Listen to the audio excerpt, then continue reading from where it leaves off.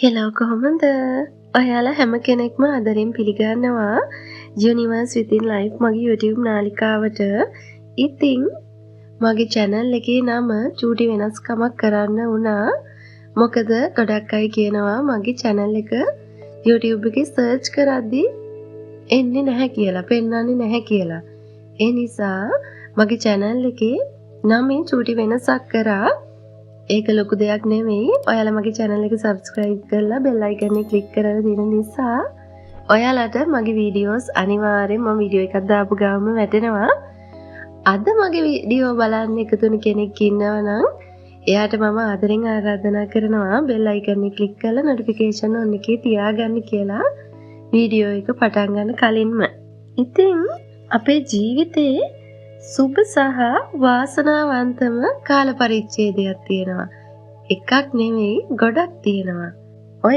ඔයාගේ ජීවිතේ ඔයාට පුළුවන් නම් ඔයාට ලැබෙන්න සහ ලබා ගන්න පුළුවන් හැමදේම හැම විදියකින්ම ඔයාට ලබා ගන්න එදා ඉඳන් ඔයාගේ ජීවිතේ ආශිර්වාද වලින්ම විතරක් පිරීලා ඉතිරිලා යනවා.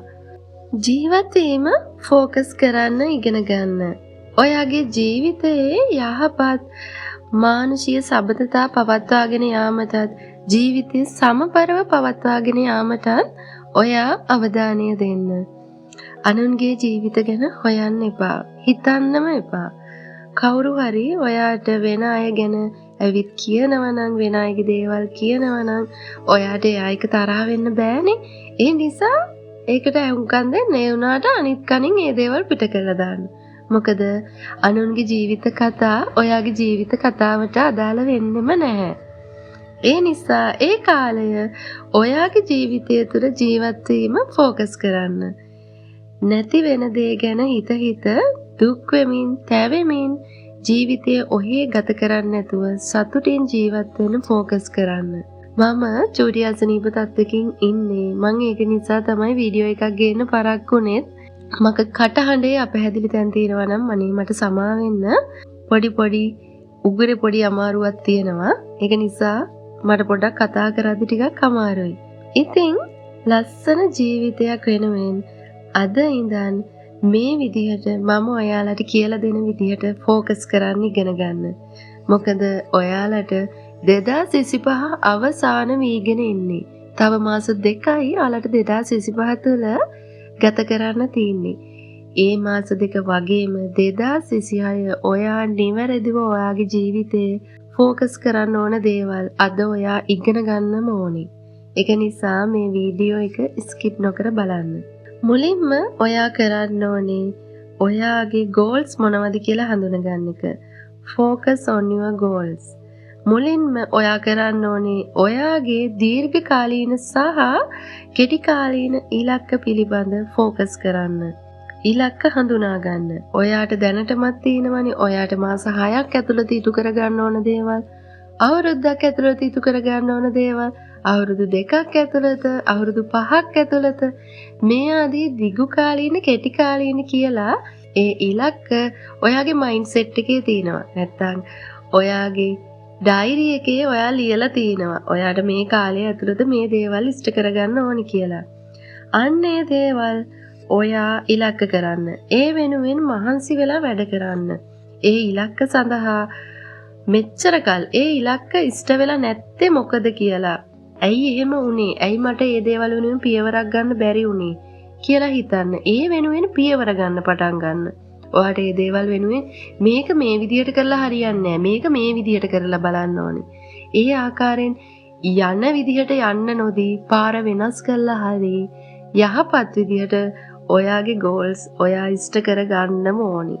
ඒක නිසා ඒ ඉලක්ක සඳහා අවශ්‍ය පියවර අවශ්‍ය ටයිම් එකේදී ගන්න ඔයා වගේ බලා ගන්නම ඕනේ. අනිත් කාරණය තමයි blessing. Focus on your blessing. ඔයාගේ අතීතයේ ඇති දුක්බර අතීත කතා කළු පැල්ලන් ඔයා සතු දුක්මුසු අත්දැකීම් වෙනුවට ඔයාට දැනට ලැබිලා තියෙන ආශිර්වාද ගැන අවධානය දෙන්න. ඔයා මේ හැම දෙයක්ම දරාගෙන මේ වෙනකන් ජීවත් වෙනවා කියන්නේ ඔයා සබහාදාමේ ලොකුම ලොකු ආශිර්වාදයක්. ඔයාට ඒ ආශිර්වාද ලැබෙන්න පටන් ගන්න තියෙන්නේ. ඔයාට එක්ක ඒ දේවල් අඳුර ගන්න බෑ. එක්ක ඔයාට ඒ දේවල් මදි. මේ හේතුන් නිසා ඔයා ඒ දේවල් ගණන් ගන්න නැතුව ඇති. කොහොම වුණත් ඔයාට සමහර දේවල් විශ්වයෙන් ලැබෙනවා ඔයාට දැනෙලා ඇති. අනිත් කාරණේ තමයි ඔයාගේ අරමුණු. Focus on your purpose. ඔයාගේ වැදගත්ම අරමුණට අවධානය දෙන්න. මේ මොහොතේදී ඔයාට තිබිය යුතුයි අරමුණක්. ඉතින් දැන් මේ අරමුණට අවධානය දෙන්න. තව ඒ අරමුණට ළඟා වීමට කළ යුතු දේවල් සැලසුම් කරන්න. සමහර දේවල් කරගෙන යද්දී හිත කඩා වැටෙනවා, හිත බින්දෙන දේවල් මිනිස්සු කියනවා. ඔයාට ඕක කරන්න බෑ. ඔයාට මහන්සි ඕක කරන ගමන් මේක කරන්න බෑ. ඔය ආදී නොයෙකුත් දේවල් කියලා වටන්න බලන අයත් ඉන්නවා. ඒක නිසා ඔයාගේ අරමුණ ඉතා වැදගත්. ඉතින් දැන් මේ අරමුණට අවධානය දෙන්න. තව ඒ අරමුණට ළඟා වීමට කළ යුතු දේවල් සැලසුම් කරන්න. හිත වැටෙන හැම වෙලාවකම ශක්තියක් අරගෙන නැගිටින්න පුරුදු වෙන්න. ඒ වගේම ඔයා කායික ශක්තිය සහ මානසික සුවතාවය වෙනුවෙන් ફોකස් කරන්න ඕනේ. ඔයා කොයිතරම් ඔයාගේ ඉලක්කවලට මහන්සි වුණත් වැඩක් නැහැ ශාරීරිකව දුබල නම්. ඉතින් ඔයාගේ කායික සුවතාවය ගැන හිතන එක කොච්චර වැදගත්ද කියලා ඔයා හිතන්න ගන්න ඕනේ අද දවසේ ඉඳන්. ඔයා ගන්න ආහාර ප්‍රමාණය ගැන ඔයා සැලැස්මක් සකස් කරගන්න. ව්‍යායාම යෝග සඳහා ඔයාගේ කාලයෙන් පුංචි වෙලාවක් අනිවාර්යෙන් වෙන් කරන්න. මොකද ශරීරයට ව්‍යායාම කියන දේ අත්‍යවශ්‍යයි. ඒ වගේම ව්‍යායාම කියන දේ ඔයාගේ මානසික සුවතාවයට ඉතා වැදගත්. ඔයා මුලින් බලන්න ඔයා මානසික සුවතාවය ගැන කල්පනා කරද්දී ඔයා සුවෙන්ද ඉන්නේ කියලා. ඒ වගේම ප්‍රමාණවත් නිින්දක් ඔයාට ලබා දෙන්න නිතරම වග බලා ගන්න. ඒ වගේම ස්ට්‍රෙස් ගැන කතා කරොත් ඔයා නිතරම පීඩනය අවමයෙන් දැනෙන විදිහට ජීවත් වෙන්න උපරිම උත්සාහ කරන්න. ඔයාගේ දෛනික වැඩ කටයුතු සැලැස්මක් ඇතුව කරන්න. එවිට අනවශ්‍ය පීඩනය අවම වෙනවා.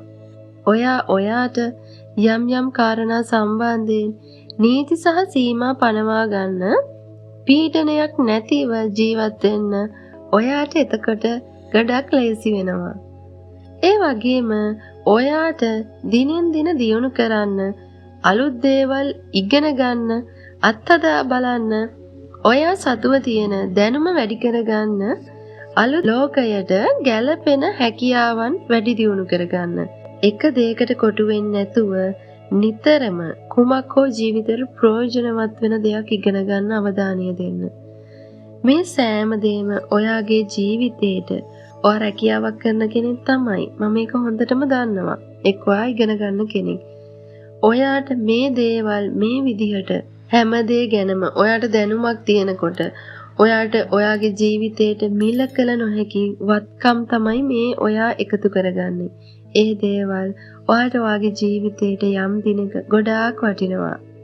තව දෙයක්, ඍණාත්මක දේ වෙනුවෙන් අවධානය යොමු නොකර ධනාත්මක සතුට පිරුණු සුබවාදී දේ පිළිබඳව අවධානය දෙන්න. නිතරම ඔයා ફોකස් කරන්නේ ඍණාත්මක දේවල් නම් ඔයාට තව තවත් ඍණාත්මක දේ මුණ ගැසීමට ඇති ප්‍රවණතාවය වැඩි. දුක් මුසු ඍණාත්මක දේවල් ඔයාගේ ජීවිතෙන් ඉවත් කරන්න. අහිමි වුණු නැති වුණු දේ ගැන නොහිතා දැනට ඔයා සතු දේ දැනට ලැබිලා තියෙන හැම දෙයකටම ස්තුතිවන්ත වෙන්න. හැම දවසකම ඔයා නොදන්නවා වුණාට ඔයා දවස තුල ඔයා ස්තුතිවන්ත වෙන වාර ගණන කීයක්ද ඔයාට විශ්වයෙන් ආශිර්වාද ගලාගෙන එනවා. තව කෙනෙක් පරද්දනවට වඩා නිතරම උත්සාහ කරන්න. ඊයේ දවසේ හිටපු කෙනාට වඩා අද දවසේ ඉන්න ඔයාට හැම දෙයකින්ම ඉදිරියට අරන් එන්න. තමන්ට ආදරය කරන මිනිස්සු කියන්නේ ආත්මාර්ථකාමී මිනිස්සු නෙවෙයි. එහෙම හිතන්න එපා. දැන් මං ඔයා ගැනනේ මෙච්චර දුරක් කතා කරගෙන ආවේ. ඔයාලට හිතෙනවා ඇති මම මං ගැනම විතරක් හිතනක හරි ආත්මార్థකාමීද කියලා. එහෙම දෙයක් නෑ.